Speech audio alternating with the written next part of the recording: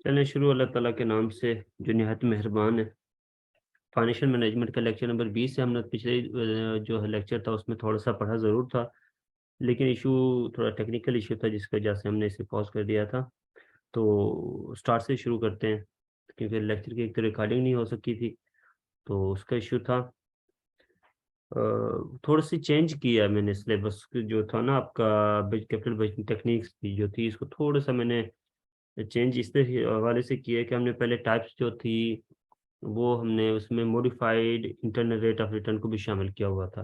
तो मैंने modified internal rate of return जो है विद द कंसल्टेंसी ऑफ कह लें कि एक्सपीरियंस पर्सन के उनके कंसल्टेंसी के साथ मेरे अपने जो टीचर्स हैं उनके साथ कोलीग्स के जो थे 1-2 उनसे कंसल्ट करते हुए उसे थोड़ा-सा ना इसमें से निकाल दिया वो इस वजह से क्योंकि जो मॉडर्न बुक्स हैं, जो नए एडिशंस आ रहे हैं हमारे या कोई 20% बुक्स हैं जहाँ पे modified internal rate of return को भी मेंशन किया जाता है। अदरवाइज़ जो है, वो जो ट्रेडिशनल वेज़ थे 3-4 उन्हीं को ही लेते हुए कभी वेस्टिंग की जाती है, तो इस वजह से मैंने उसे एक्सक्लूड कर दिया क्योंकि एक तो उसकी कैलकुलेशंस में थोड़ा-सा कॉम्प्लिकेशंस ज़्यादा थी। वो आप लोग जो थे उससे ऑकवर्ड होते और आप लोगों को ज़्यादा मुश्किल लग रही थी। अगर उसी कैलकुलेशंस में जाते तो फिर आप शायद इंटरनल रेट ऑफ रिटर्न की जो कैलकुलेशंस हैं, उनमें भी मिस्टेक कर देते। तो इस वजह से वो जो है इतना इम्पोर्टेंट भी नहीं है और आपकी जो रिकमेंडेड बुक है, उसमें भी वो चीज़ modified internal rate of return का कोई वहाँ पे ज़िक्र नहीं है। तो लेक्चर जो है हम शुरू जहाँ से छोड़ा था वहीं से शुरू करते हैं। हम पढ़ रहे थे कैपिटल बजटिंग। तो कैपिटल बजटिंग के बारे में ज़रा ओवरव्यू थोड़ा-सा मैं आपको लोगों से शेयर कर लेता हूँ कि कैपिटल बजटिंग क्या होती है। जनरल व्यूज़ में अगर हम लें कि तो ये होता है कि कैपिटल बजटिंग एक ऐसा प्रोसेस होता है जिसके ज़रिए से हम जो डिफरेंट प्रोजेक्ट्स होते हैं उनमें उन्हें इवैल्यूएट करते हैं, उन्हें वैल्यू करते हैं कि कौन-सा प्रोजेक्ट हमारे लिए बेहतर है, कौन-सा प्रोजेक्ट हमारे लिए नुकसानदेह है, कौन-सा प्रोजेक्ट हमारे लिए ज़्यादा फ़ायदेमंद है। उन्हें हम इवैल्यूएट करते हैं, उन्हें रैंक करते हैं कि कौन-सा प्रोजेक्ट हमें अडॉप्ट करना चाहिए, कौन-सा प्रोजेक्ट हमें जो है रिजेक्ट करना चाहिए इन्वेस्टमेंट के लिए क्योंकि हमने क्या करना होता है, इन्वेस्टमेंट करनी होती है डिफरेंट प्रोजेक्ट्स में। तो जो मोस्ट कॉमन अप्रोचेज़ इस्तेमाल की जाती हैं, जो मोस्ट कॉमन टेक्निक्स जो इस्तेमाल की जाती हैं कैपिटल बजटिंग में, वो पेबैक पीरियड हो गया, इंटरनल रेट ऑफ रिटर्न हो गया, नेट प्रेज़ेंट वैल्यू हो गया, पोस्ट पेबैक पीरियड हो गया और प्रॉफिटेबिलिटी इंडेक्स हो गया। ये 4-5 ही हैं जो ज़्यादातर इस्तेमाल होते हैं, लेकिन बाज़ पेपर में दिया हुआ है कि मोस्ट कॉमन अप्रोचेज़ अगर मोस्ट कॉमन अप्रोचेज़ आपसे रिक्वायर्ड करता है एग्ज़ामिनर, तो आप क्या करेंगे, आप ये 3 जो है पेबैक पीरियड, आईआरआर हो गया और एनपीवी इन 3 को एक्सप्लेन करेंगे, ठीक है? इनके प्रोस एंड कॉन्स लिखेंगे, इनकी जो एक्सप्लेनेशन है वो लिखेंगे, कैलकुलेशंस वगैरह लिखेंगे। अगर ज़रूरत पड़ती है, अगर टाइम आपके पास है और ज़रूरत पड़ती है, तो छोटी-सी एग्ज़ाम्पल भी दे देंगे। अदरवाइज़ एग्ज़ाम्पल की इतनी ज़रूरत नहीं होती, क्योंकि वो कैलकुलेशन में आ जाता है। ठीक हो गया? और अगर इसके बाद भी आपके पास थोड़ा-सा टाइम बचता है तो आप पीआई को ले लेंगे, प्रॉफिटेबिलिटी इंडेक्स और अकाउंटिंग रेट ऑफ रिटर्न वगैरह को ले लेंगे साथ। ठीक हो गया? तो ये आपका सवाल इस तरह बहुत लेंथी हो जाता है, अगर आप ये 5-6 टाइप्स को लिखने लगें, तो मेरा ख़्याल है कि ये कमोबेश आपके 10 से 15 पेजेज़ के ऊपर आ जाएगा सवाल। तो इतना लेंथी भी नहीं करना आपने, इतने तक रहना है कि जो एडजस्टेबल भी हो और जो इतना ज़्यादा टाइम कंज्यूमिंग ना हो कि आपके पास टाइम ही ना बचे बाकी सवालों के लिए। तो टाइम को आपने इस तरह मैनेज करना होता है कि हमारे 5-6 सवाल जितने भी हमने पेपर में करने हैं, उन सब के लिए इक्वल टाइम बच जाए। बजाए इसके कि आप 3 सवाल बहुत अच्छे से कर लें और बाकी 2 सवाल के लिए टाइम ना बचे, उनकी सिर्फ़ आप 1-1 पेज ही लिखें, तो वो बड़ा नुकसानदेह हो जाता है। आपने एवरेज में रहना है, आपने बहुत ज़्यादा चीज़ को जो है एक्सप्लोर नहीं करना कि वो आपकी बाउंड्री से ही निकल जाए। तो कैपिटल बजटिंग क्या होता है? ये इन्वेस्टमेंट स्ट्रैटेजी होती है कि इन्वेस्टमेंट करनी है हमने और किस प्रोजेक्ट में इन्वेस्टमेंट करनी है, वो चेक करने के लिए ये कैपिटल बजटिंग प्रोसेस इस्तेमाल किया जाता है और यही टेक्निक्स इस्तेमाल की जाती हैं। तो जैसे कि हमने पहले पढ़ा था कैपिटल वेटिंग टेक्निक्स 2 किस्म की 2 जो है मेन कैटेगरी होती है उसकी डिस्काउंटिंग कैटेगरी और नॉन डिस्काउंटिंग कैटेगरी या जिसे हम क्या कहते हैं मॉडर्न कैपिटल वेटिंग और ट्रेडिशनल कैपिटल वेटिंग होती है हमारी। तो उसमें हमने जो डिफरेंट टाइप्स पढ़ी थी कैपिटल वेटिंग की वो हमारी कौन-कौन सी हैं? वो ट्रेडिशनल में हमारी आ जाती है payback period, accounting rate of return या जिसे हम एवरेज रेट ऑफ रिटर्न कहते हैं। दूसरा हमारी प्रेज़ेंट वैल्यू, जिसे हम नेट एनपीवी कहते हैं, net present value. Internal rate of return आ जाता है, modified internal rate of return आ जाता है और प्रॉफिटेबिलिटी इंडेक्स आ जाता है। ठीक हो गया? तो ये हमारी जो है इसके अलावा मैंने आपको पेबैक पीरियड के अलावा पोस्ट पेबैक पीरियड भी यहाँ पे पढ़ाया था।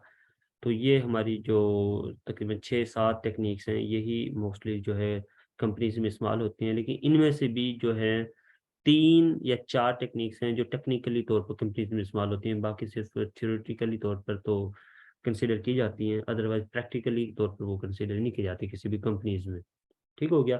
जब आप इंशाअल्लाह ताला जो है इंस्पेक्टर बनेंगे और आप जब फील्ड में जाएँगे, तो वहाँ पे भी ज़्यादातर आप 2-3 टेक्नीक्स को ही चेक करेंगे। जहाँ पर ये चेक किया जाता है कि भई हमने प्रोजेक्ट कितना किया था, हमने कि जो हमारा इन्वेस्टमेंट प्रोजेक्ट था, उसके ऊपर कितना एक्सपेंस लगाया था, किस तरह हमने प्रोजेक्ट को इवैल्यूएट किया था, एक्चुअल में हमें रिटर्न किस तरह मिली है। तो मकसद क्या होता है इनका? मकसद ये होता है अगर आपको इन टेक्नीक्स का पता है, तो आप अंदाज़ा लगा सकते हैं कि इन्होंने जो फिज़िबिलिटी रिपोर्ट बनाई थी, इन्होंने जो पीसी बनाया था जो है जो इन्होंने प्रोजेक्ट पहले इवैल्यूएट किया था, क्या वो उसके मुताबिक इन्होंने अर्निंग की है? ऐसा तो नहीं है कि ये अर्निंग हमें बहुत कम शो करा रहे हैं। और इस तरह के और भी काफ़ी टैक्स होते हैं जो आप इस्तेमाल करते हैं, टेक्निक्स को इस्तेमाल करते हैं हर चीज़ को इवैल्यूएट करने के लिए, तो वहाँ पे ही आप लोगों को हेल्प आउट होगा। लेकिन बहरहाल अब तो फिलहाल तो हमें देखना है कि डिस्क्रिप्टिव टेस्ट के लिए, तो फिलहाल तो हमने उसी कांसेप्ट के हवाले से पढ़ना है। तो हमने जो है ट्रेडिशनल टेक्निक्स की सारी पढ़ ली थी और मॉडर्न टेक्निक्स जो हैं हमारी जो जिन्हें हम डिस्काउंटिंग टेक्निक्स कहते हैं। तो क्यों डिस्काउंटिंग टेक्निक्स कहते हैं? इन्हें इसलिए कहते हैं क्योंकि इनमें डिस्काउंटिंग मेथड इस्तेमाल हो रहा होता है। इसमें हम जो है टाइम वैल्यू ऑफ मनी को इस्तेमाल कर रहे होते हैं, इसलिए इसे हम डिस्काउंटिंग टेक्निक्स कहते हैं। तो इनमें हमने एनपीवी को पढ़ लिया था, ठीक हो गया? और हमने ने प्रॉफिटेबिलिटी इंडेक्स को भी पढ़ लिया था। आज जो हम इंशाल्लाह ताला करने जा रहे हैं, आज हम करने जा रहे हैं यहाँ से इंटरनल रेट ऑफ रिटर्न को। सिर्फ़ इंटरनल रेट ऑफ रिटर्न आपने करना है, modified internal rate of return आपने नहीं करना, उसे आप स्किप कर दें। तो यहाँ तक हम इसे क्लोज़ करेंगे इंशाल्लाह ताला। आज ये हमारा फाइनेंशियल मैनेजमेंट का होप सो कि ये लास्ट लेक्चर हो। इन टर्म ऑफ कनेक्टिविटी की जो सीरीज़ चल रही थी हमारी फाइनेंशियल मैनेजमेंट की, उसके हवाले से शायद ये हमारा लास्ट लेक्चर हो। वैसे दूसरे लेक्चर जो हैं हम इसके बाद अकाउंटिंग एंड ऑडिटिंग के ऊपर भी लेंगे कुछ और कुछ जितनी ज़रूरत हमें हो सकी तो रिवीजन के ऊपर लेंगे। रिवीजन के ऊपर इस तरह के मतलब के जो टॉपिक्स जिसके क्वेश्चंस आए हुए हैं प्रीवियस पेपर्स में उनको हम ज़रा देखेंगे कि वो सवाल किस तरह सॉल्व करने हैं और कुछ टॉपिक्स जो आपको समझ नहीं आए जो आज जिनकी आपसे आप समझते हैं कि उन पर रिवीजन थोड़ी-सी होनी चाहिए। 1-2 टॉपिक्स ऐसे हैं जिनको डिटेल में करेंगे इंशाल्लाह ताला जिसमें अकाउंटिंग रेशियोज़ हैं, उसमें से हमने देखनी है कि कैलकुलेशंस हमने किस तरह टिपिकल कैलकुलेशंस करनी है। तो किस हवाले से करनी है, वो इस हवाले से करनी है कि अगर आपको डेटा दिया हो, उसमें कुछ रेशियोज़ भी मिक्स अप की हुई हों और आपसे पूछा जाए कि आप इसमें करंट एसेट्स बता दें, लॉन्ग टर्म एसेट्स बता दें या करंट लायबिलिटीज़ बता दें, तो वो किस तरह हमने फाइंड आउट करनी है, उसको हम ज़रा चेक कर लेंगे। तो आगे मूव करते हैं हम इंटरनल रेट ऑफ रिटर्न को। इंटरनल रेट ऑफ रिटर्न होता क्या है एक्चुअली में? तो एक्चुअली में इस तरह होता है कि अगर आप लोग कहीं पे जब पैसा रुपया पैसा अपना लगाते हैं, तो रुपया पैसा लगाने के लिए आपका जो टोटल पैसा है वो एक कुछ तो होता ही है, आपकी अमाउंट होती है जो आपकी अपनी होती है, आप किसी भी प्रोजेक्ट में फ्रीली लगा सकते हैं। उसके ऊपर आपको एक जो है आपको कोई कॉस्ट बेयर नहीं करनी पड़ती, किसी को इंटरेस्ट नहीं देना पड़ता, ठीक हो गया? लेकिन कुछ अमाउंट आपकी ऐसी होती है जो आप किसी से लोन पे लेते हैं या किसी बाहर अपने रिलेटिव से लेते हैं या आप जो है फाइनेंशियल इंस्टीट्यूशन से लेते हैं और जो अमाउंट आप एज़ अ लोन ले रहे होते हैं बाहर से, उसके ऊपर आपने कुछ कॉस्ट पे करनी होती है, कुछ इंटरेस्ट पे करना होता है जिसे हम कॉस्ट ऑफ कैपिटल कह रहे होते हैं। ठीक हो गया? अब उसको पे करने के लिए हमें क्या दरकार होता है? हमें दरकार होता है प्रॉफ़िट और प्रॉफ़िट हम ये चाहते हैं कि इतना प्रॉफ़िट हमें हो कि हमारी जो कॉस्ट है कैपिटल है, मतलब कि जो हमने अमाउंट ली है, उसके ऊपर जो हमने इंटरेस्ट देना है या उसके अगेंस्ट जो प्रॉफ़िट हमने बाहर वाले एक्सटर्नल पार्टीज़ को देना है, कम से कम वो हमें बेयर हो, वो हम बर्दाश्त कर सकें या उससे ज़्यादा हम थोड़ा-सा अर्न करें ताकि हमारा मुनाफ़ा भी मिल जाए और जिनकी हमने अमाउंट देनी है, उन्हें भी हम थोड़ी बाकी अमाउंट दे दें। जो इतनी अमाउंट उनकी बनती है, उसके अलावा एडिशनल अमाउंट में हमारे पास कुछ बच जाए। अब उसके लिए एक फ़ॉर्मूला जो एक कांसेप्ट इस्तेमाल होता है, वो होता है इंटरनल रेट ऑफ रिटर्न। मिसाल के तौर पर जो है हमारा एक प्रोजेक्ट था, तो जिसमें हमें क्या चाहिए था 100 मिलियन अमाउंट चाहिए थी, हमने उसमें प्रोजेक्ट में 100 मिलियन लगाने थे। अब हमारे पास जो है 50 मिलियन जो थे, वो मौजूद थे। ठीक हो गया? अब 50 मिलियन तो हमारे पास मौजूद हैं, बाकी 50 मिलियन हमने कहाँ से लेने हैं? बाहर से लेने हैं, बैंक से लेने हैं। फ़र्ज़ करें हम जो हैं दौड़े-दौड़े गए और हम जाके एचबीएल बैंक के पास चले गए। हमने एचबीएल बैंक से कहा कि जनाब हमें जो है ना 50 मिलियन का लोन चाहिए। तो हमने फलां प्रोजेक्ट में पैसे लगाने हैं। बैंक ने कहा जनाब आजकल काइबर रेट चल रहा है 15%, तो 15% तो काइबर रेट है, कुछ हमारे जो है इंटरनल सर्विसेज के चार्जेस हैं वो हम 3% लगाएंगे, और हम आपसे जो है ना टोटल 18% लेंगे। ठीक हो गया, 18% हम आपको आपसे प्रॉफिट चार्ज करेंगे, इंटरेस्ट चार्ज करेंगे, एज ए कॉस्ट के तौर पर हम आपको 50 मिलियन दे सकते हैं। अब मैं मैनेजर था या आप मैनेजर थे, अब आपने 18% पे ले लिया अमाउंट, ठीक हो गया। अब आप क्या कहते हैं कि आप किसी प्रोजेक्ट में लगाएं, क्या आप प्रोजेक्ट में बेयर करेंगे कि आपको वहाँ पे मुनाफा 17% मिले टोटल का? कभी भी बेयर नहीं करेंगे। हम क्यों बेयर करें यार, 1% हमें लॉस है, 18% पे तो हम ले रहे हैं, और 17% हमें अगर प्रॉफिट मिलता है तो इट्स मीन कि वी आर इन लॉस, हम एक नुकसान में जा रहे हैं। और आप क्यों नुकसान में जाएंगे? तो हम यही कोशिश करेंगे कि हम जो है 18% के बजाय हम 19% पे क्या करें, 19% पे हम प्रॉफिट अर्न करें, या 19% से ज़्यादा 20 पे, 21 पे, 22 पे, 25 पे हम क्या करें, प्रॉफिट अर्न करें। हम कभी भी 18% के ऊपर कंपनसेट नहीं करेंगे, क्योंकि 18% तो हमने बैंक को देना है। इसके ऊपर ही हम जो है अपने ऐसे प्रोजेक्ट में इन्वेस्ट कर सकते हैं जहाँ से हमें ज़्यादा अर्निंग हो। 18% से ऊपर, अगर 18% या इससे नीचे हमें अर्निंग होती है तो हम उस प्रोजेक्ट को रिजेक्ट कर देंगे, उसे एक्सेप्ट नहीं करेंगे। तो इस ये जो 18% है, इसको बर्दाश्त करने के लिए या इसको कंपेयर चेक करने के लिए कि हमें कौन सा प्रोजेक्ट है जो हमें 18% से ज़्यादा दे रहा है, या हमारा एक्चुअल जो रिक्वायर्ड रेट है 18% इससे जो ज़्यादा दे रहा है, वो कौन सा प्रोजेक्ट है, उसको चेक करने के लिए जो आपका टर्म इस्तेमाल होती है, जो टेक्निक्स इस्तेमाल होती है, उसे हम कहते हैं इंटरनल रेट ऑफ रिटर्न। मतलब कि आपकी कंपनी का अंदरूनी इंटरनल रेट जो आप रिक्वायर्ड करते हैं, जो आप सोचते हैं कि ये रेट मेरे पास होना चाहिए, उसे हम कहते हैं इंटरनल रेट ऑफ रिटर्न। तो इसको हम थ्योरेटिकली चेक कर लेते हैं। तो यहाँ पे ये बुक्स इसके बारे में क्या कहती हैं, डिफरेंट थ्योरीज इसके बारे में क्या कहती हैं, या फाइनेंशियल मैनेजमेंट इसके बारे में क्या कहती है, जो हमने जनरली पढ़ा है, आम जबान में पढ़ा है। ये क्या होता है internal rate of return? The discount rate that equate the present value of project free cash flows with the project initial cash outlay. ठीक हो गया। ये क्या कहते हैं, फाइनेंशियल मैनेजमेंट कहती है कि discount internal rate of return क्या होता है, ये एक डिस्काउंट रेट होता है जो आपकी प्रेजेंट वैल्यू को, मतलब जो आपके प्रोजेक्ट की कैश इनफ्लोज हो रहे होते हैं, जो फ्यूचर में हो रहे होते हैं, उसको वो इक्वेट कर देता है, बराबर कर देता है आपके आज की कास्ट के या इनिशियल कैश आउटले के। वो किस तरह, आसान अल्फाज में जरा हम समझते हैं इसे, वो किस तरह। हमारे इंटरनल रेट ऑफ रिटर्न ये कहता है कि ये एक ऐसा रेट है जो हमारी जो फ्यूचर में जो हमें इनकम्स होनी है, रेवेन्यूज होनी है, या कैश इनफ्लो होना है, उसे वो डिस्काउंट करते करते मतलब कि उसकी प्रेजेंट वैल्यू लेते लेते उस वैल्यू के ऊपर ले आता है, जहां पर वो बराबर हो जाती है हमारी कास्ट के या हमारी इन्वेस्टमेंट के। तो उसे हम क्या कहते हैं, इंटरनल रेट ऑफ रिटर्न या डिस्काउंट रेट ऑफ रिटर्न कह रहे होते हैं उसे हम। मिसाल के तौर पर, मिसाल के तौर पर हमने आज जो है 100 रुपये लगाए, 100 रुपीज़ हमने आज लगाए, ठीक हो गया। और फ्यूचर में हमें कितने मिलने थे, 120 रुपये मिलने थे। अब 120 की आप 120 को डिस्काउंट करेंगे और तब तक डिस्काउंट करते जाएंगे जब जहां वो इस 100 के बराबर हो जाएगी। तो इसे हम क्या कहेंगे, ऐसा रेट जिसके ऊपर हम 120 को डिस्काउंट करें, या उसे इस तरह हम जो है उसकी प्रेजेंट वैल्यू मालूम करें कि वो हमारी 100 के बराबर हो जाए, इसे हम क्या कहेंगे, इंटरनल रेट ऑफ रिटर्न कहेंगे। अब अब 120 को 100 के बराबर लाने के लिए क्या जो रेट है वो हमें पहले से पता होता है? नहीं, वो हमें पता नहीं होता। वो एक खास फार्मूला है जिससे आप फाइंड आउट कर सकते हैं। फर्ज करें, एक और एग्जांपल लेते हैं कि 100 रुपये आपकी क्या थी, इनिशियल आउटले थी, आपका इनिशियल कैश आउटले था, या आपकी इनिशियल इन्वेस्टमेंट थी। अब आपने ये देखना था कि मुझे यार 3 प्रोजेक्ट हैं, एक प्रोजेक्ट मुझे फ्यूचर में दे रहा है एक 130 रुपये, ठीक हो गया। एक प्रोजेक्ट मुझे कितने दे रहा है फ्यूचर में, 130 रुपये। और दूसरा प्रोजेक्ट जो है वो मुझे दे रहा है 120 रुपये। और तीसरा प्रोजेक्ट जो है वो मुझे दे रहा है 140 रुपये, ठीक हो गया। अब मैं ये देखना चाहता हूँ, अब ये मैं इसमें टोटल ये देखना चाहता हूँ कि यार इनमें से कौन सा प्रोजेक्ट है जो मेरी जिनकी अगर मैं प्रेज़ेंट वैल्यू निकालूँ तो वो आज के ₹100 के बराबर हो। ठीक हो गया? मैं सिर्फ़ ये देखना चाहता हूँ।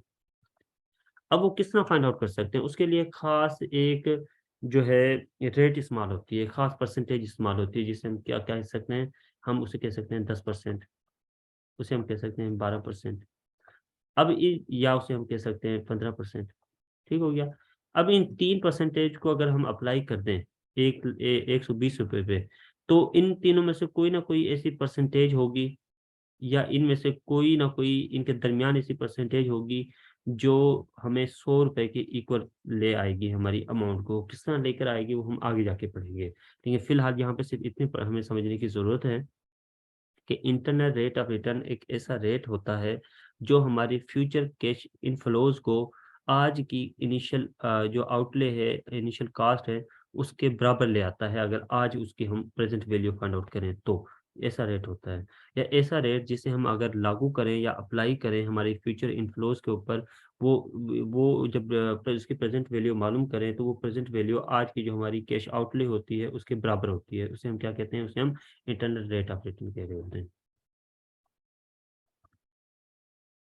तो मीन्स कि क्या हुआ? मीन्स इसका क्या हुआ? मीन्स इसका ये हुआ, मतलब इसका ये हुआ कि हमारा इंटरनल रेट ऑफ रिटर्न क्या होता है? वो रेट होता है जहाँ पर ऐसा रेट ऑफ रिटर्न होता है, इंटरनल रेट ऑफ रिटर्न ऐसा रेट होता है, ऐसी परसेंटेज होती है, ऐसा जो है डिस्काउंटिंग परसेंटेज होती है, जो क्या करती है, जो हमारी फ्यूचर कैश जो इनफ्लो होते हैं, उनकी प्रेज़ेंट वैल्यू को बराबर कर देती है present value of cash outlay के या इनिशियल इन्वेस्टमेंट के। ठीक हो गया?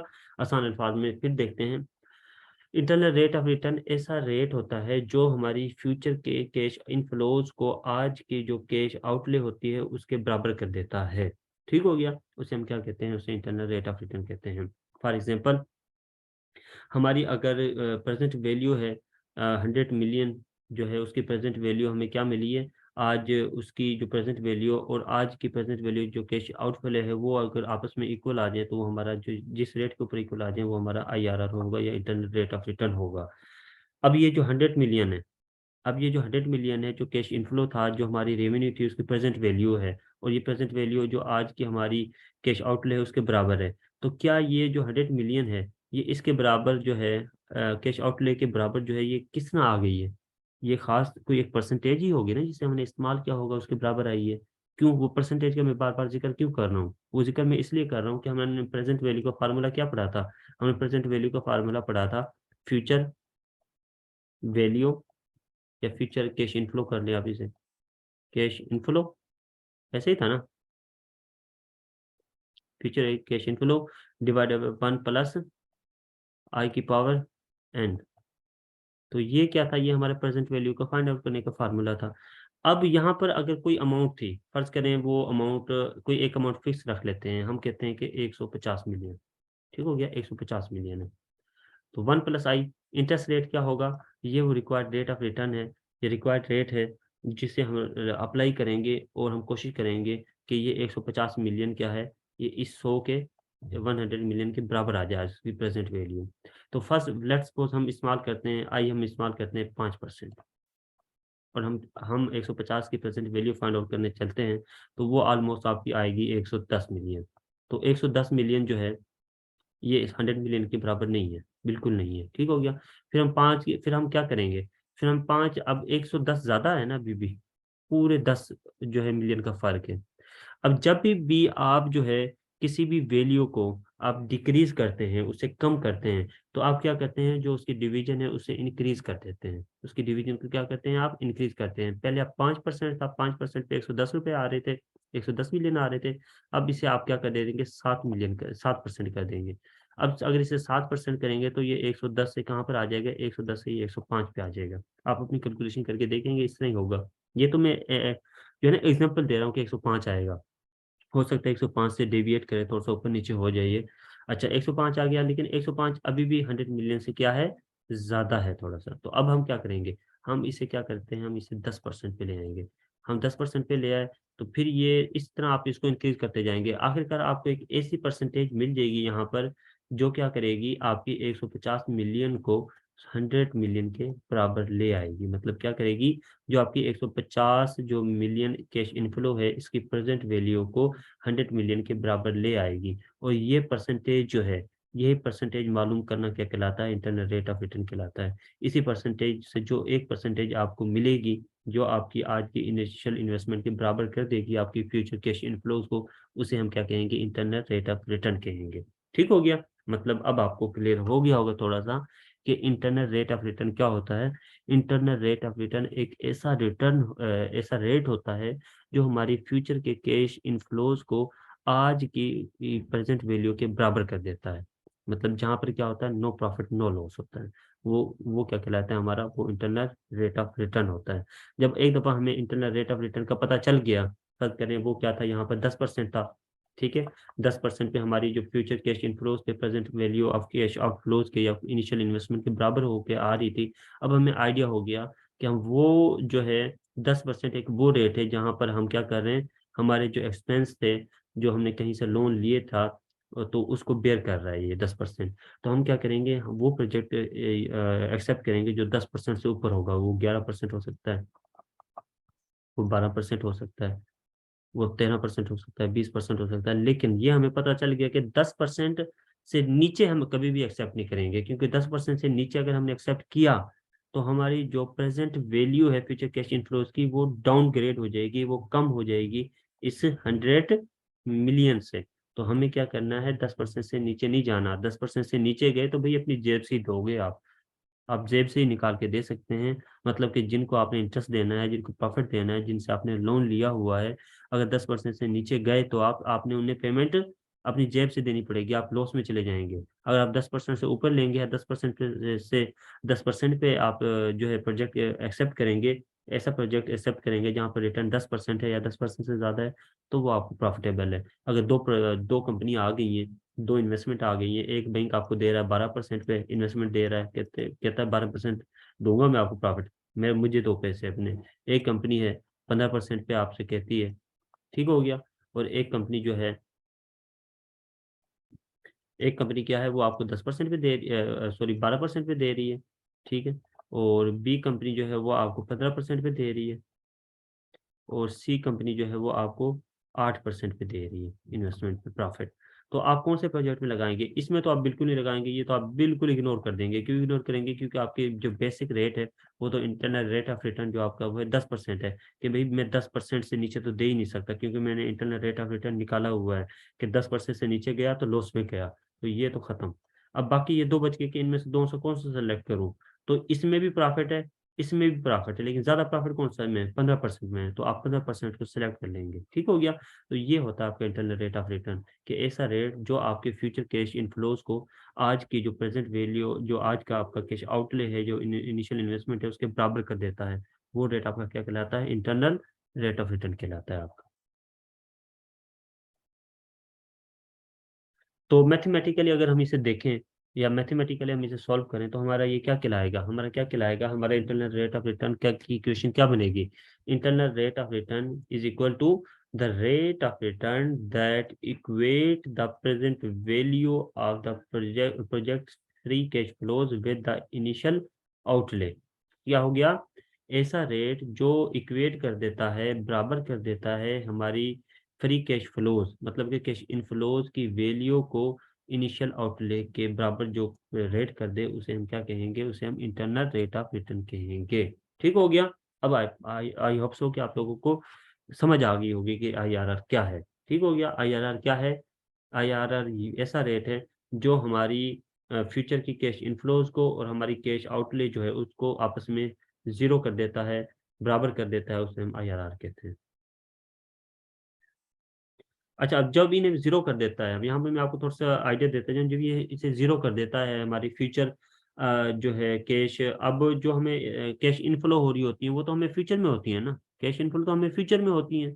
कैश आउटले जो है वो आज हमारा हो रहा है, इनिशियल इन्वेस्टमेंट तो आज ही है। मतलब कि इनिशियल इन्वेस्टमेंट की प्रेजेंट वैल्यू तो आज हमारे पास मौजूद है। अगर इसको हम कंपेयर करेंगे तो जो हमें फ्यूचर कैश इनफ्लोज होने हैं उसके साथ कंपेयर करेंगे तो कंपेयर किस तरह कर सकते हैं? आज के दिन में ही कंपेयर कर सकते हैं ना, ऐसा तो नहीं कर सकते कि एक वैल्यू आपको मिल रही है 10 साल बाद, एक वैल्यू आज आपके पास मौजूद है। 10 साल बाद की जो वैल्यू है उसे आज की वैल्यू से तो आप कंपेयर ही नहीं कर सकते, क्योंकि भाई टाइम भी एक इन्फ्लेशन है, आपके जो है टाइम वैल्यू ऑफ मनी है। एक मनी जो है एक रुपये पैसा जो है हर वक्त में एक खास वैल्यू रखती है। जो वैल्यू आज की अमाउंट की आज वैल्यू है वो कल की वैल्यू नहीं होगी सेम अमाउंट की। तो इसलिए क्या करते हैं हम, जो फ्यूचर कैश इनफ्लो है उसकी प्रेजेंट वैल्यू पहले फाइंड आउट करते हैं आज, फिर हम आज जाके इनिशियल आउटले के उससे बराबर देखते हैं, इसलिए हम उसकी पहले प्रेजेंट वैल्यू निकालते हैं फ्यूचर कैश फ्लोज की, और फिर आज की जो इनिशियल आउटले है उसके साथ उसे कंपेयर करते हैं, तभी हमें पता चलता है कि हमारा जो है इंटरनल रेट ऑफ रिटर्न क्या है। तो मैथमेटिकली आपको समझ आ गया होगा, ऐसा रिटर्न जो इक्वेट कर देता है हमारी present value of free cash flows को। आपने फ्री कैश फ्लोज से क्या है, फ्री कैश फ्लोज से मुराद होता है आपके कैश इनफ्लोज जो आपको फ्री में मिलने हैं, मतलब कि आज आपने इन्वेस्टमेंट कर दी है वो आप फ्यूचर में आपको मिलनी है, मिलने ही मिलने हैं, तो उसे हम फ्री कैश फ्लो भी कहते हैं, हमें उसे फ्यूचर कैश इनफ्लो भी कहते हैं, उसे हम फ्यूचर रेवेन्यूज भी कह सकते हैं उसे, ठीक है, मुख्तलिफ वर्ड से हम इसे इस्तेमाल कर सकते हैं, आपने सिर्फ टर्म्स समझनी है उसके लिए। तो रेट ऑफ रिटर्न एक ऐसा एक इंटरनल रेट ऑफ रिटर्न एक ऐसा रेट होता है जो हमारी प्रेजेंट वैल्यू को जो हमारी फ्यूचर कैश इनफ्लोज की प्रेजेंट वैल्यू को बराबर कर देता है आज की कैश इन्वेस्टमेंट के बराबर, तो उसे हम क्या कहते हैं, इंटरनल रेट ऑफ रिटर्न कहते हैं। इसको मजीद अगर हम एक्सप्लोर करें, मजीद अगर इसे एक्सप्लोर करें हम, तो ये क्या होगा, यह होगा अगर internal rate of return or IRR is a rate that make the net present value of any project to zero. ठीक हो गया, जो क्या करता है हमारी नेट प्रेजेंट वैल्यू को जीरो कर देता है, उसे हम क्या कहते हैं, RIRR कहते हैं। या फिर मजीद मैं आपको बताता हूँ, नेट प्रेजेंट वैल्यू अगर आपको थोड़ा सा रिवाइज करें, NPV क्या होता है हमारा, आप लोगों ने जाहिर है पहले आपको टाइम मिला है, तो आप लोगों ने आई होप सो उसके, मैं उम्मीद करता हूँ कि अब आप जो कोई यूनिवर्सिटी के स्टूडेंट तो है नहीं कि जिसके हम बार बार टेस्ट लें या जिन्हें बार बार हम फोर्स करें या जिन्हें ड्राइंग हम कहेंगे और वो पढ़ेंगे, अगर हम उन्हें बिल्कुल नहीं कहते, ध्यान नहीं कराते तो वो नहीं पढ़ते। तो ये तो आपका अपना फ्यूचर है, अब तो आपने पढ़ना ही पढ़ना है। अब हम आपसे कहें या ना कहें आपने लाजमी पढ़ना है। आप अपना टाइम लगा रहे हैं, अपना पैसा लगा रहे हैं, आपकी अपनी एनर्जी लगा रहे हैं, तो उसके बदले में जो आपको रिसीव हो रहा है उससे तो आप कम से कम पढ़ें, जो आपको फैसिलिटी मिल रही है उसे आज अवेल करें। तो अच्छा, एनपीवी आपने रिवाइज की होगी। एनपीवी क्या होती है, बेसिकली एनपीवी होती है कि हमारी जो बेनिफिट्स होते हैं या कैश इनफ्लो होता है हमारी, ठीक है, उस जो हमारे बेनिफिट्स होते हैं या कैश हमारा जो है इनफ्लो होता है, उसमें से अगर उसकी जो प्रेजेंट वैल्यू निकालते हैं, उसमें से जो हमारी इनिशियल इन्वेस्टमेंट जो है उसे अगर हम निकाल देते हैं या हमारी कॉस्ट को निकाल देते हैं, तो हमारे पास क्या आता है, एनपीवी आता है। और एनपीवी नेट प्रेजेंट वैल्यू में हमने पढ़ा था कि अगर हमारी नेट प्रेजेंट वैल्यू पॉजिटिव है, मतलब कि हमारे फ्यूचर कैश इनफ्लोज की जो प्रेजेंट वैल्यू है वो ज़्यादा है इनिशियल जो हमारी कास्ट है उसकी प्रेजेंट वैल्यू से, तो वो प्रोजेक्ट हम उसे एक्सेप्ट करते थे। तो ऐसे ही था ना, यही पढ़ा था ना। अब IRR क्या कहता है, कि IRR कहता है कि जनाब मैं ऐसा एक रेट हूँ जो एनपीवी को जो है क्या कर देता हूँ, जीरो कर देता हूँ आपकी। एनपीवी जीरो कब होती है, एनपीवी जीरो कब होती है, एनपीवी जीरो तब ही होगी ना आपकी, कि जब आपके फ्यूचर की जो रेवेन्यूज होंगी, फ्यूचर की कैश इनफ्लोज होंगी, उनकी प्रेजेंट वैल्यू अगर बराबर आ जाती है आपकी आपकी आज की कास्ट जो आपने लगाई है उसके, तो एनपीवी जीरो होगी। मींस के एक ऐसा रेट जहां पर एनपीवी जीरो हो जाए वो हमारा क्या कहलाएगा, वो हमारा इंटरनल रेट ऑफ रिटर्न कहलाएगा। ठीक हो गया, ये हमारा क्या होता है, इंटरनल रेट ऑफ रिटर्न होता है।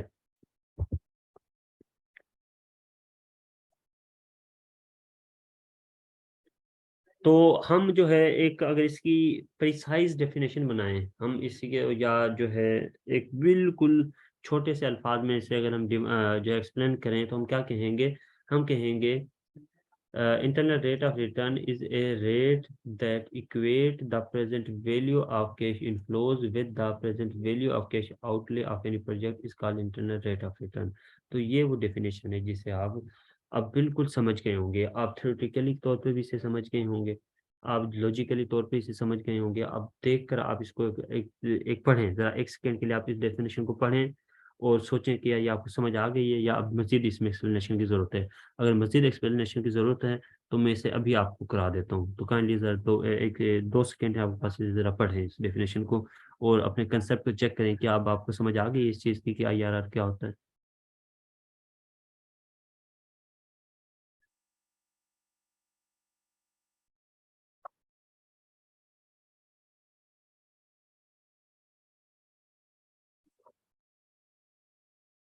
जी, मैसेज करें मुझे काइंडली, चैट बॉक्स में मुझे मैसेज करें कि समझ आ गया है, सबको क्लियर है। आईआरआर किसे कहते हैं? अगर आपसे कोई जनरल में पूछ लेता है, इंटरव्यू में पूछ लेता है, या मैं आपसे पूछता हूँ कि आईआरआर क्या होता है, क्या आप मुझे बता सकते हैं आईआरआर क्या होता है?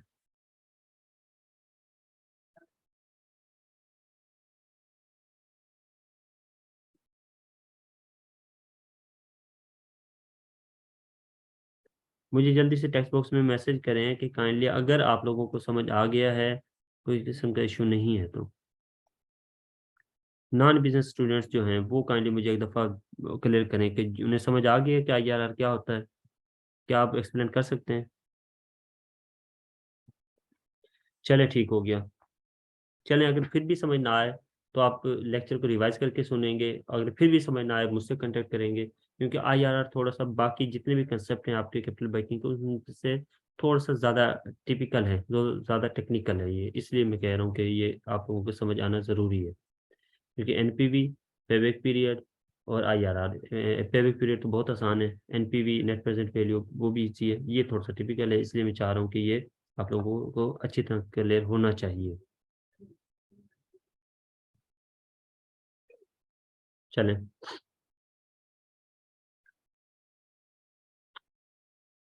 तो अब आईआरआर को, जैसे मैं आप लोगों को पहले थोड़ा सा एक्सप्लेन भी कर चुका हूँ कि आईआरआर को हम किस तरह एक्सेप्ट करेंगे या उसको हम किस तरह रिजेक्ट करेंगे।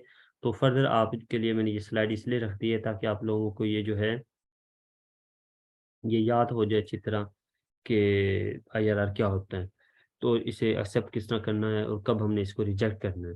तो जैसा कि अभी मैंने आप लोगों को पढ़ाया कि आईआरआर एक ऐसा रेट होता है जो हमारे फ्यूचर के कैश इनफ्लोज को बराबर कर देता है इनिशियल इन्वेस्टमेंट के। तो उसे, इस रेट को हम क्या कहते हैं, उसे हम इंटरनल रेट ऑफ रिटर्न कहते हैं। और यहाँ पर काबिल गौर बात यह है कि फ्यूचर की जो कैश इनफ्लोज हैं वो हमारी जब इनिशियल इन्वेस्टमेंट जो है उसके बराबर जो है कब होगी, जब उसकी प्रेजेंट वैल्यू आज निकाल लेंगे। ये सेम इस तरह है कि आपने क्या करना है, आपने जो है जो एक्चुअल जो वैल्यू है वो अगर एक्स को माइनस करेंगे एक्स के साथ, कभी एक्स को जेड के साथ माइनस नहीं करेंगे। ऐसे ही होता है ना, एक्स को माइनस करते हैं एक्स की वैल्यू के साथ, जेड को माइनस करते हैं जेड की वैल्यू के साथ, एक्स को कभी माइनस नहीं करते जेड की वैल्यू के साथ। सेम लाइक दिस के जो प्रेजेंट वैल्यू है प्रेजेंट वैल्यू के साथ माइनस होती है, प्रेजेंट वैल्यू फ्यूचर वैल्यू के साथ कभी भी माइनस नहीं होती। इसलिए हमारी जो फ्यूचर की कैश इनफ्लोज हैं उनको की हम प्रेजेंट वैल्यू निकालेंगे और फिर हम उन्हें जो हमारी कैश आउटले है, इन्वेस्टमेंट जो है उससे माइनस करेंगे, क्योंकि हमारी इन्वेस्टमेंट क्या है, हमारी प्रेजेंट वैल्यू में होती है। तो उससे present value of cash outlay को present value of cash inflow से माइनस करें और आंसर अगर ज़ीरो आ जाए तो मीन्स कि वो जिस रेट पे आपने फ्यूचर कैश इनफ्लोज को डिस्काउंट किया है प्रेजेंट वैल्यू बनाने के लिए, और वो वैल्यू बन गई है जो आज की इनिशियल इन्वेस्टमेंट है उसके बराबर आ रहा है आंसर, मतलब एनपीवी ज़ीरो आ रही है आपकी, तो वो रेट जो होगा वो हमारा क्या होगा, इंटरनल रेट ऑफ रिटर्न होगा। अब ये एक छोटा सा एक टॉपिक है, कंसेप्ट सा है आपका कि भाई आरआर इसे कहते हैं, लेकिन जब आप इसकी कैलकुलेशन करेंगे तो आपको लोग पता चलेगा कि इसकी कैलकुलेशन कैसी होती है या किस तरह कितनी मुश्किल से ये हमारा रेट जो है ये हमें फाइंड किया जाता है हमें। तो एक्सेप्टिंग और रिजेक्टिंग क्राइटेरिया आईआरआर का क्या होता है वो मैंने आपको बता भी दिया है कि जो एक ऐसा रेट होता है जिसके ऊपर हम फाइनेंशियल इंस्टीट्यूशन से, दोस्तों से या जो है लोनिंग इदारों से जो है हम कर्जा लेते हैं, वो रेट हमारा, अगर जैसे मैंने आपको बताया कि एचबीएल 18% अगर हमसे डिमांड करता है कि मैं जनाब आपसे जो है 18% चार्ज करूंगा, 18% पे मैं आपको 50 मिलियन दूंगा, तो हमारा जो ये 18% है ये क्या कहलाएगा, रिक्वायर्ड रेट कहलाएगा फर्म का।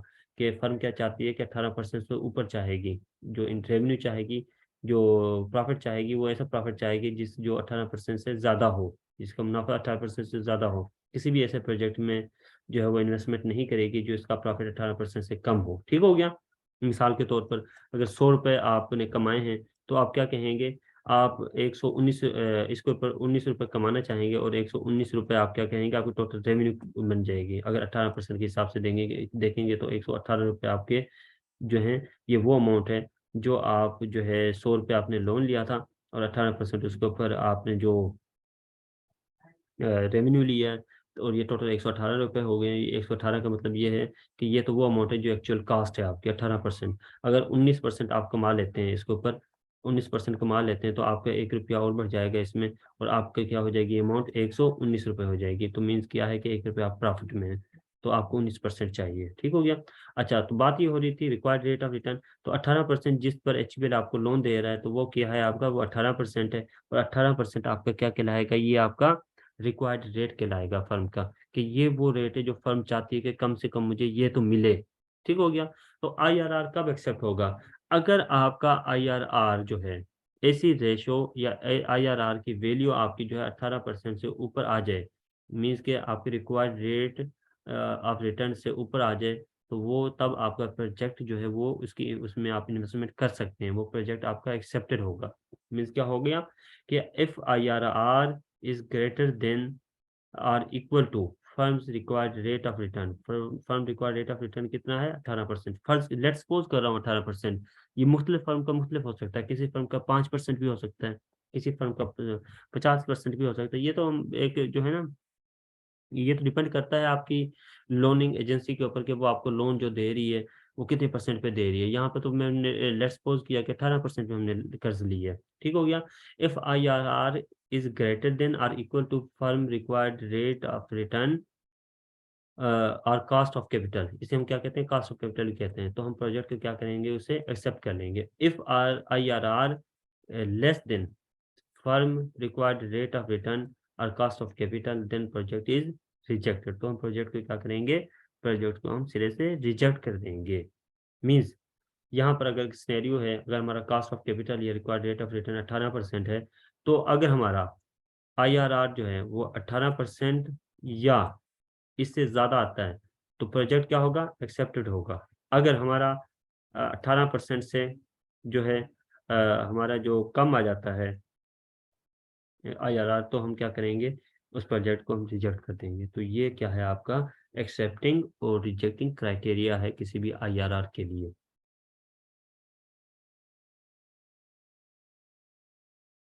तो अगर इसका हम फार्मूला, अब तो हमने यहाँ पर यहाँ तक तो पढ़ा ना, हमने थ्योरेटिकल पढ़ा उसका, हमने उसे जो है चेक किया कि आईआरआर किस तरह होता है, उसे किस तरह एक्सेप्ट करेंगे, किस तरह रिजेक्ट करेंगे। हम यहाँ तक तो अज्यूम करते आए कि आईआरआर ये है, हमारा आईआरआर वो परसेंटेज होगी जो हमारी इक्वेट करेगी हमारी फ्यूचर इनफ्लोज को और जो आज की आउटफ्लो है उनके बराबर। लेकिन वो भाई आरआर मालूम किस तरह करना है हमने, सबसे बड़ा मसला तो ये है ना कि वो परसेंटेज मालूम किस तरह करनी है, हमें किस तरह पता चलेगा। हमारे पास कोई मन्नत सलवा तो आके नहीं बता देगा कि यार ये परसेंटेज रखो, ये परसेंटेज रखोगे तो ये आपकी फ्यूचर की कैश इनफ्लोज को आज की कैश आउटले जो कास्ट है उसके बराबर कर देगी। ऐसा तो नहीं हो सकता। अब उसके लिए हमें कुछ तगोदो करनी पड़ेगी, कुछ कैलकुलेशंस करनी पड़ेंगी, कुछ प्रोजेक्शंस करनी पड़ेंगी, हमें सोचना पड़ेगा, हमें अंदाजा लगाना पड़ेगा कि यार इतनी परसेंट लगा लेते हैं, इतनी परसेंट लगा लेते हैं, हमें अंदाजा तो लगाना पड़ेगा। तो उसके लिए जो फार्मूला इस्तेमाल होगा वो फार्मूला कौन सा है, I R R is equal to. अच्छा, सबसे पहले आप यहाँ पर अपने जहन में पहले बात तो सोचें कि आईआरआर क्या होता है। आईआरआर एक ऐसी परसेंटेज होती है, थोड़ा सा एक अपने कंसेप्ट को थोड़ा सा बिल्डअप करें, थोड़ा सा एडवांस सोचें। अब पहले तो बेसिक पढ़ा था ना हमने कि आईआरआर ऐसी परसेंटेज होती है जो present value future cash inflows की प्रेजेंट वैल्यू की आज की कास्ट के बराबर कर देती है। तो फिर मैंने थोड़ा सा एडवांस किया उसको, मैंने आपको बताया कि आईआरआर क्या होता है। ये एक ऐसी परसेंटेज होती है जो हमारी जो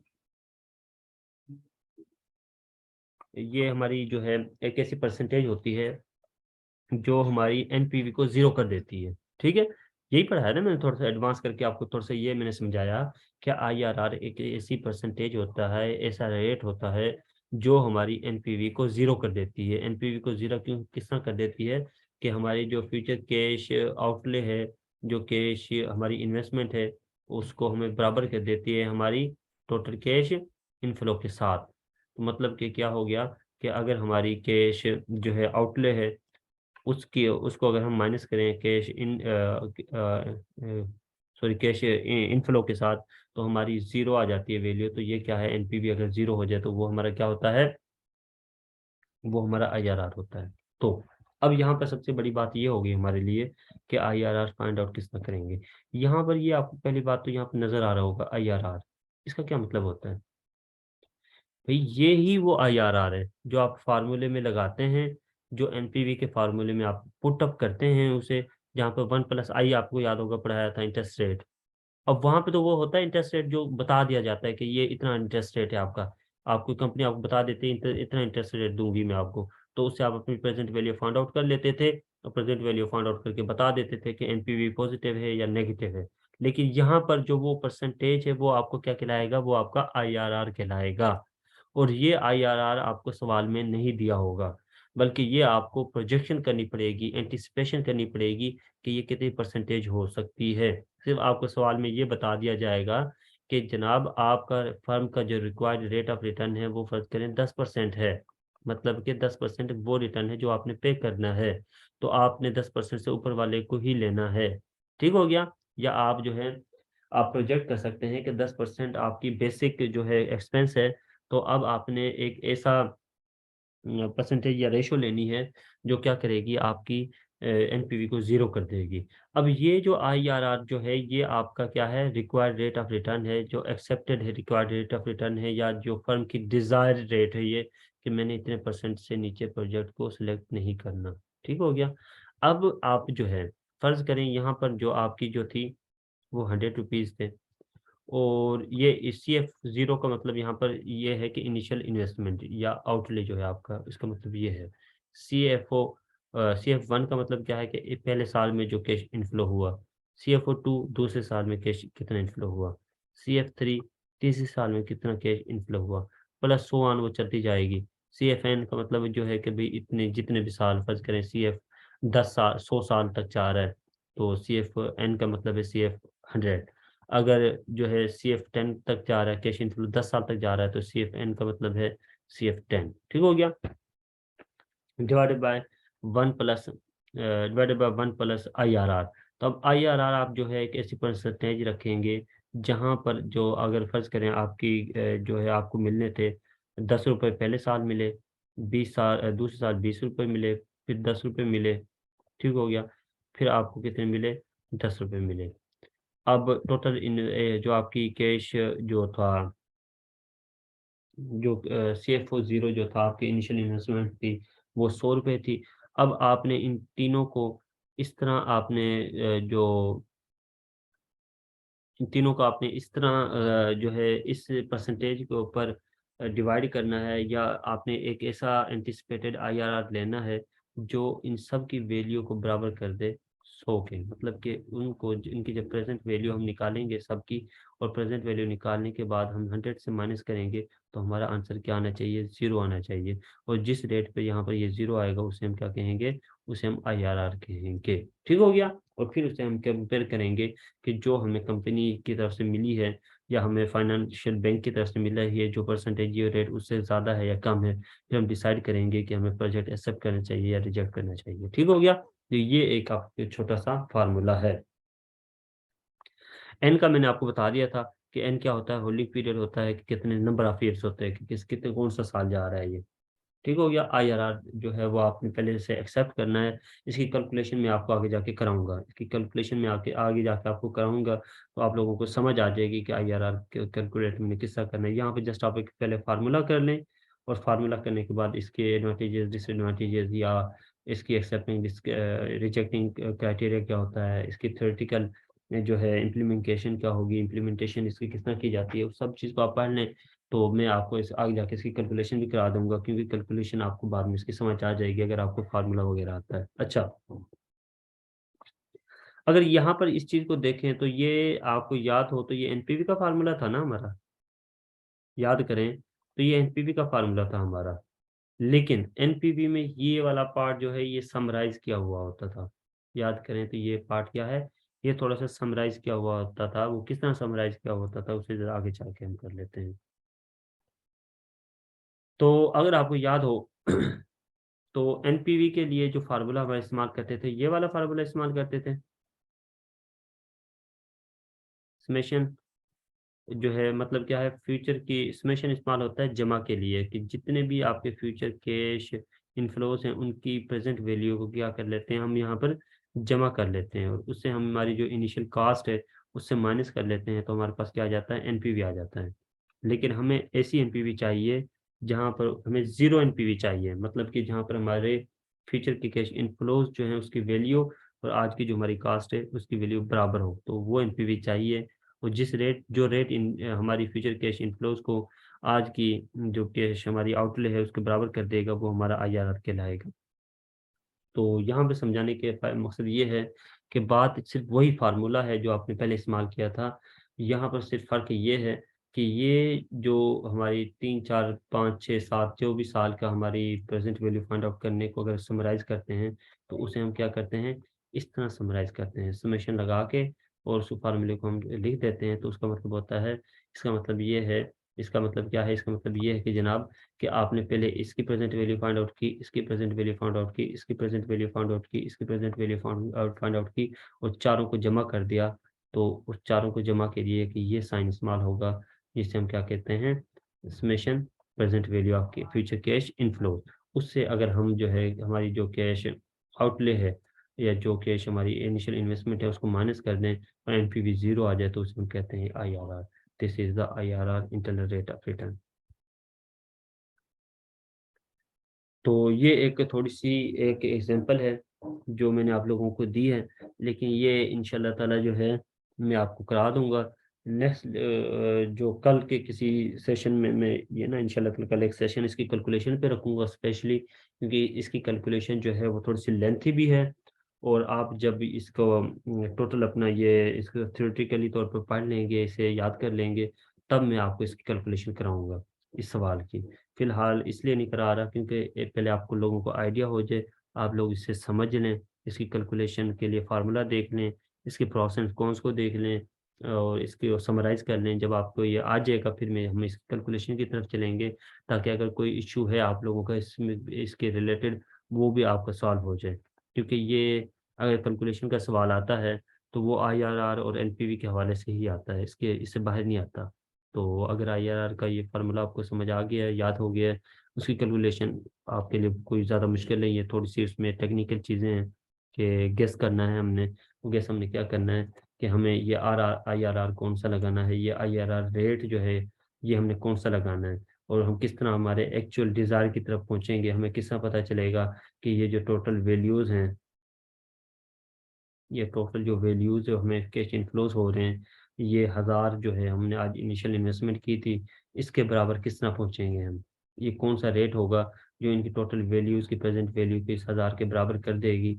तो वो परसेंटेज हमने किस तरह फाइंड आउट करनी है। ज़ाहिर है एक्चुअली में ये से एक सवाल नज़र आ रहा है, और सवाल हमें ये बता रहा है कि कास्ट ऑफ कैपिटल जो है फर्म्स की जो रिक्वायर्ड रेट ऑफ रिटर्न वो 15% है, और एक कंपनी ने क्या किया है, 1000 रुपये इन्वेस्ट किए हैं और उसे 1300 रुपये जो है वो मिलेंगे, और पहले साल उससे 500 मिलेंगे, दूसरे साल 400 मिलेंगे, तीसरे साल 300 मिलेंगे, चौथे साल 100 मिलेगा। अब ये बताएं कि ये R R I R R क्या क्या होगा इसका, या हमें कौन सा प्रोजेक्ट जो है वो हमें इसका एक्सेप्ट करना चाहिए, या हमें ये प्रोजेक्ट एक्सेप्ट करना चाहिए, या ये हमें रिजेक्ट करना चाहिए। तो अब आईआरआर के लिए हमें देखें तो 1300 रुपये हमारे टोटल अर्निंग हुई हैं, जो फ्यूचर की वैल्यू है हमारी कैश इनफ्लोज की। तो अभी 1300 के लिए कौन सा रेट हम इस्तेमाल करें यहाँ पर कि ये क्या करें, हमें 1000 के बराबर कर दे, ये हमारी वैल्यू को 1000 के प्रेजेंट वैल्यू को 1000 के बराबर कर दे।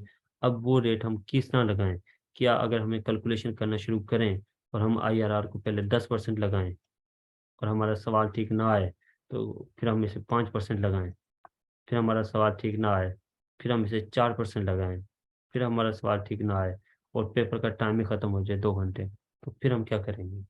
तो उसके लिए एक स्पेशल टेक्निक इस्तेमाल होती है, हाई लो मेथड, वो मैं आप लोगों को कराऊंगा कैलकुलेशन में, तब आपको ये चीज़ समझ आ जाएगी। ठीक हो गया। ताकि शॉर्ट मेथड हमने इस्तेमाल करना है आईआरआर फाइंड आउट करने के लिए, वो ख़ास परसेंटेज मालूम करने के लिए। तो अब इसके जो है प्रोस एंड कॉन्स क्या होते हैं आईआरआर के, इसके जिस तरह बाकी मेथड्स पढ़े थे उसके भी कुछ हमारे एडवांटेजेस थे, कुछ हमारे डिसएडवांटेजेस थे। तो उनके हवाले से जो है हमारे आईआरआर की क्या है कि सबसे पहले क्या है ये टाइम वैल्यू ऑफ मनी को इस्तेमाल करता है। टाइम वैल्यू ऑफ मनी क्या होती है कि इसमें डिस्काउंटिंग मेथड जो है इस्तेमाल होता है। Time of value of money में कुछ दो ही मेथड इस्तेमाल होते हैं ना, दो ही टर्म ज्यादा इस्तेमाल होते हैं, डिस्काउंटिंग मेथड और कंपाउंडिंग मेथड। डिस्काउंटिंग मेथड का क्या मतलब होता है, आप फ्यूचर वैल्यू से प्रेजेंट वैल्यू की तरफ आते हैं, ठीक हो गया। और कंपाउंडिंग मेथड क्या होता है कि आप प्रेजेंट वैल्यू से फ्यूचर वैल्यू की तरफ जाते हैं। तो ये क्या है कि आईआरआर ये टाइम वैल्यू ऑफ मनी को इस्तेमाल करता है, ठीक हो गया। इसके लिए एनपीवी भी टाइम वैल्यू ऑफ मनी को इस्तेमाल करता है। इसके अलावा हमारा जो है पीआई इंडेक्स जो है, प्रॉफिटेबिलिटी इंडेक्स, वो भी टाइम वैल्यू को इस्तेमाल करता है। तो ये सबसे बड़ा फायदा है इसका। दूसरा इसका मेरिट्स क्या है, it takes into the account the total cash inflow and outlay. इसका सबसे बड़ा फायदा ये होता है, ये क्या करता है, टोटल कैश आउटले और टोटल कैश इनफ्लो जो है उस सब को ये क्या करता है, कंसीडर करता है। वो किसने कंसीडर करता है, जैसे फार्मूला में मैंने आपको भी दिखाया था, ये फार्मूला है इसका। तो यहाँ पर टोटल जितने भी कैश इनफ्लोज होंगे वो सारे मेंशन किए जाएंगे। तो ये क्या है, आपकी जितने भी कैश इनफ्लो होंगे उन सबको ये कंसीडर करते हुए ये रेट फाइंड आउट किया जाता है।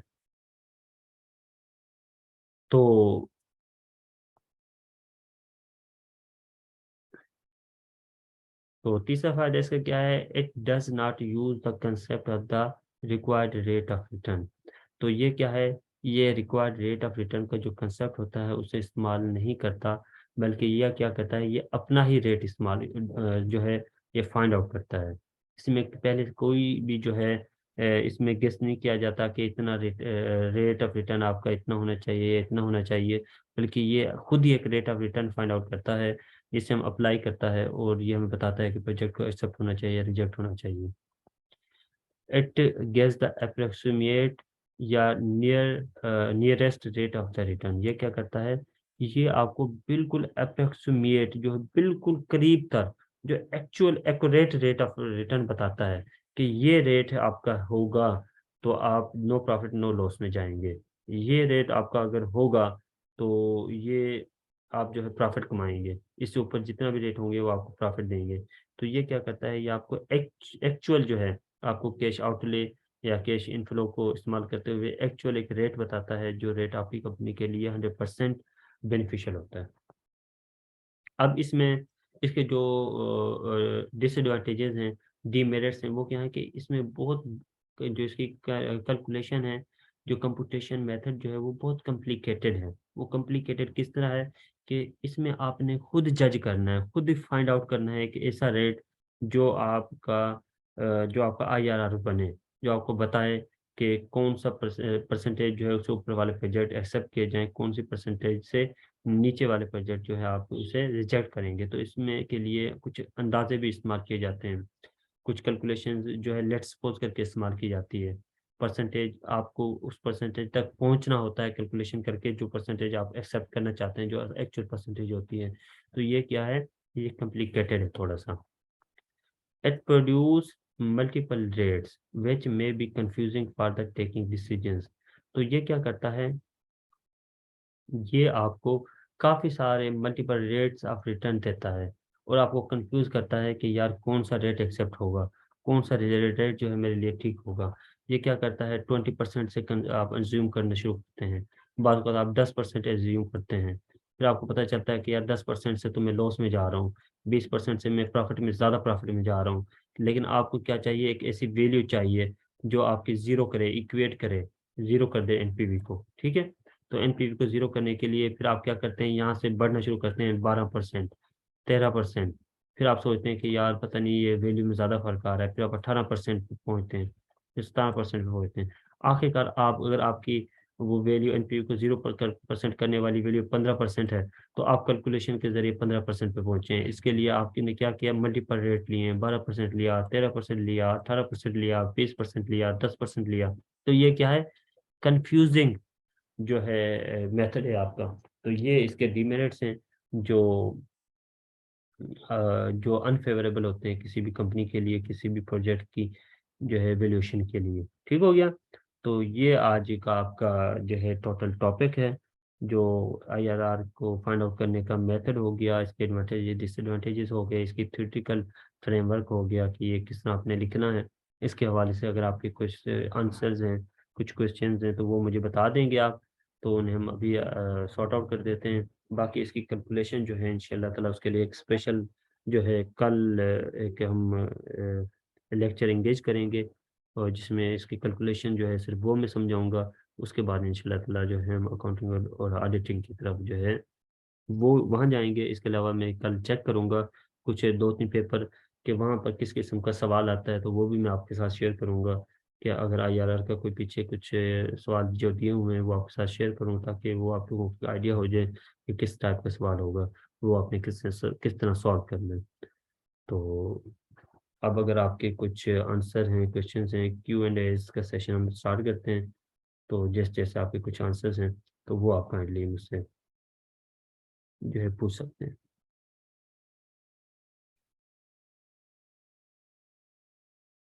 जी, तो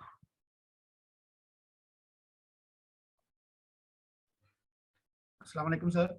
वालेकुम सलाम। जी सर, कैसे, क्या हाल चाल है? ठीक ठाक है? अल्हम्दुलिल्लाह, आप सुनाएं कैसे हैं? हाँ जी, हाँ जी, शुक्रिया सर। नेट प्रेजेंट वैल्यू को रिपीट कर दें, जो आज पढ़ाया उसके थोड़ी समझ नहीं लगी।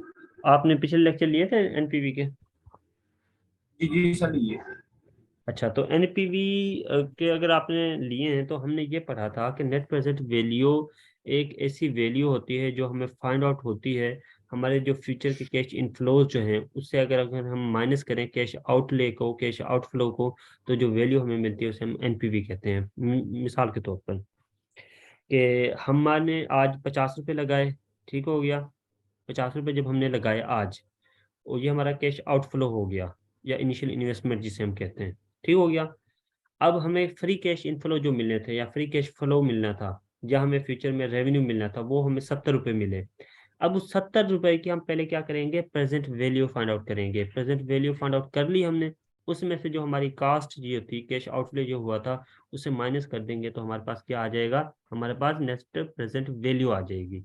उसे हम नेट प्रेजेंट वैल्यू कहते हैं। अब सवाल यहाँ पे ये पैदा होता है, एक सवाल ये होना चाहिए आप लोगों की तरफ से कि सर हमने जो 50 रुपये लगाए थे, हमने उस 50 रुपये को तो आज हमने कन्वर्ट नहीं किया प्रेजेंट वैल्यू में।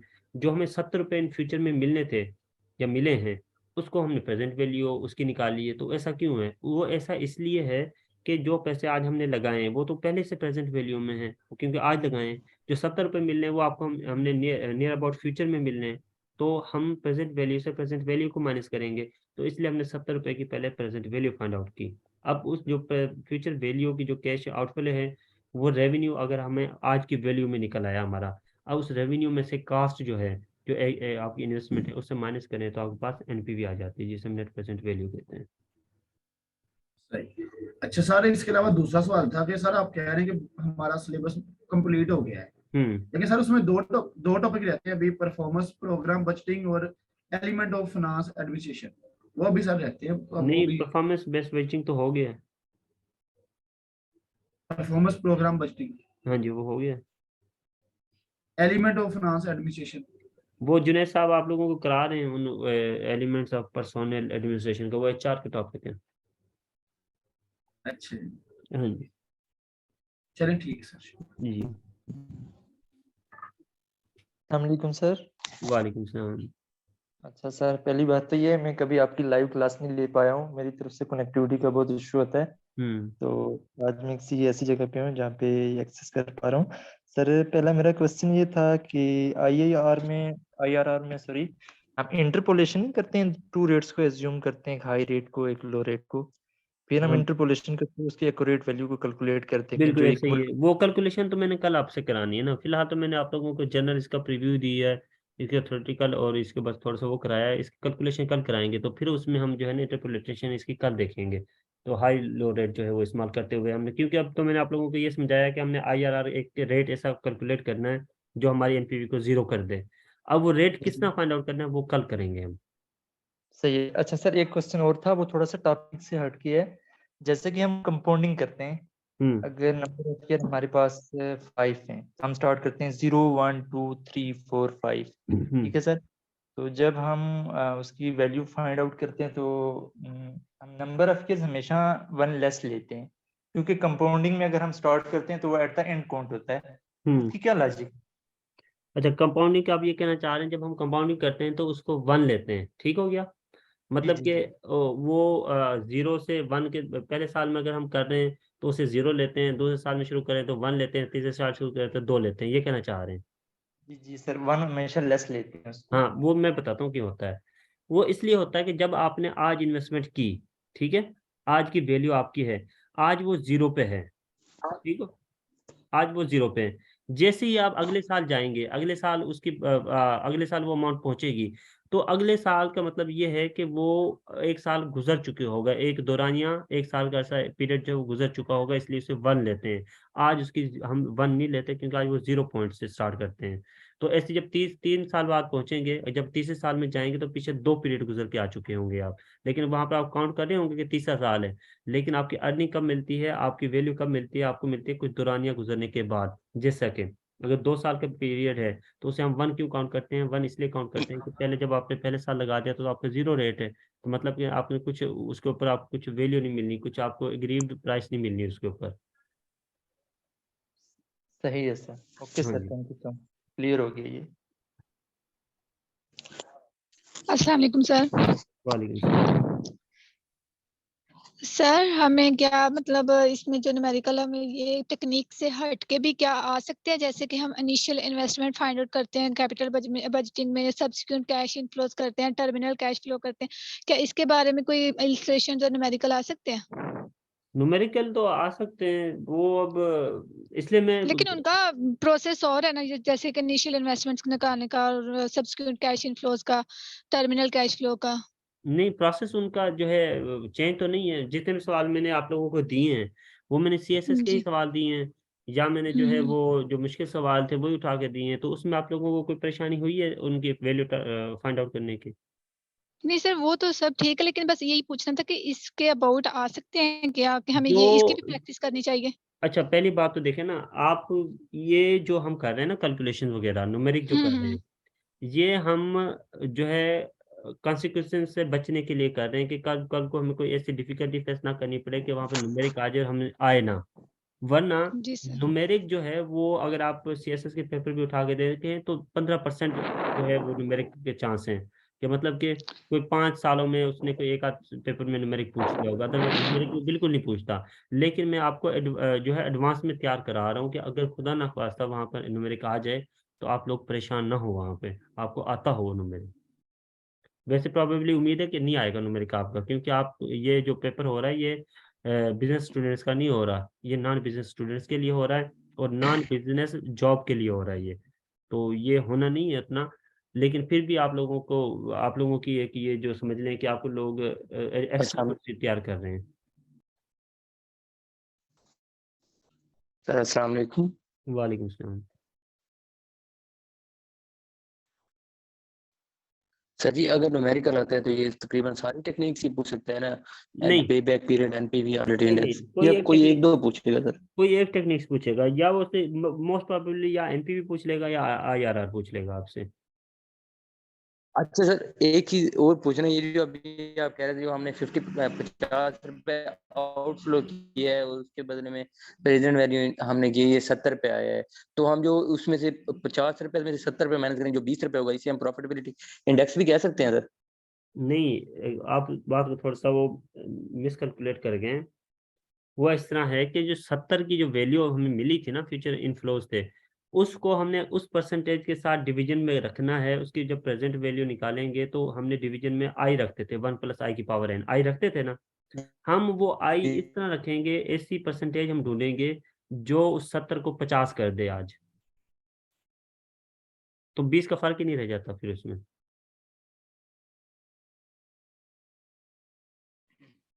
आई समझ?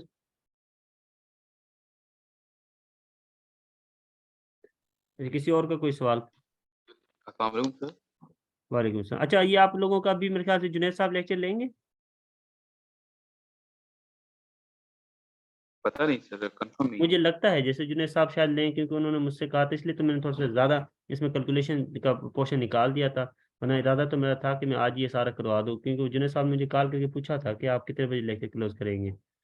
तो 9 बजे से ऊपर ना जाने दें। तो इस वजह से चलें फिर, क्या ठीक सवाल ठीक है आपका? ठीक।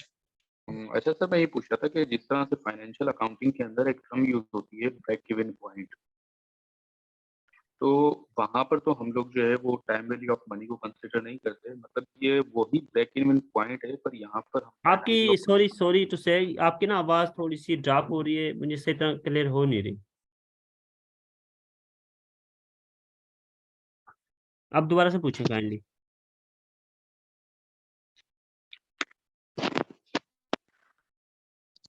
अब आवाज आ रही है? जी जी, अब आ रही है। सर मैं ये पूछ रहा था कि जिस तरह से हमने फाइनेंशियल अकाउंटिंग में देखा था कि एक टर्म यूज होती है ब्रेक इवन पॉइंट, हम्म। ठीक है, तो ये सेम चीज है, लेकिन वहां पर time value of money consider नहीं की जाती है, यहाँ पर टाइम वैल्यू ऑफ मनी की हाँ कंसिडरेशन होती है। इस वजह सिर्फ यही चेंज है ना, और तो कोई बिल्कुल चेंज नहीं बिल्कुल बिल्कुल यही चेंज है। वहां पर हमने break even point find out करते थे, वो एक फार्मूला था, लेकिन उसमें फार्मूला तो ये होता था कि आसान है सी जी। वैल्यू दी होती थी और वही वैल्यू हम उसमें डालते थे और ब्रेक इवन पॉइंट बिल्कुल फाइंड आउट कर लेते थे। लेकिन यहाँ पर ये सिर्फ बिल्कुल ये है कि यहाँ पे परसेंटेज जैसी फाइंड आउट करनी है हमें, और परसेंटेज हमें पूछी इतना डेटा बताया नहीं जाता, सिर्फ डेटा अधूरा। ये इस तरह है कि आपसे ना जो है पजल पूछा जाता है कि पजल में कि ये चीज रहेगी, ये चीज बता दें कि किस तरह आएगी। अब आपने वो सोचना है, खुद ही समझना है कि आप मतलब कि हमें हमें वो रेट फाइंड आउट करना है जिस पे हमें कुछ लॉस ना हो। हाँ कुछ लॉस ना हो। ठीक है सर, थैंक यू।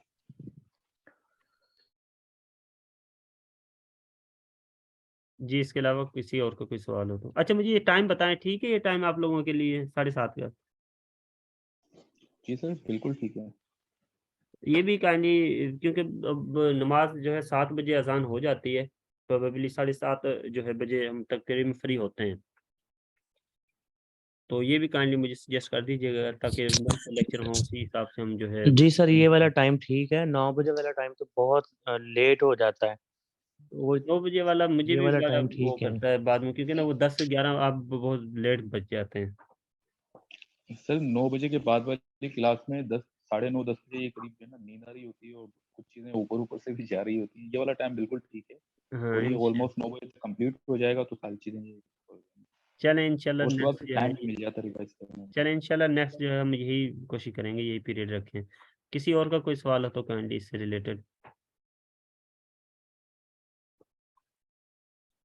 चलें, अगर बाकी आप लोगों को कोई सवाल हो तो आप फोल्डर रखें, उस पर लिखें सारे सवालात वगैरह। कल जब हम इंशाल्लाह इसकी कैलकुलेशन वगैरह करेंगे तो उसमें हम ये डिस्कस भी कर लेंगे।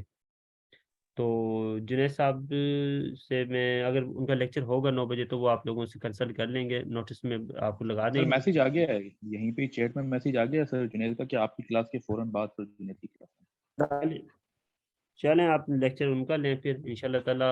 होप्स हो कि हम इसी वीक में ना ख़त्म करने जा रहे हैं। आवाज़ नहीं आ रही आपकी। फौरन बाद। चलें, कोशिश करेंगे हम कि ये जो वीक है, इसी वीक वीक में जो जो है हम अपना सिलेबस, ये टोटल आईआरआर के सिलेबस कंप्लीट कर लें। तो बाकी होप तो जैसा होगा हम डिस्कस कर लेंगे। Thank you so much.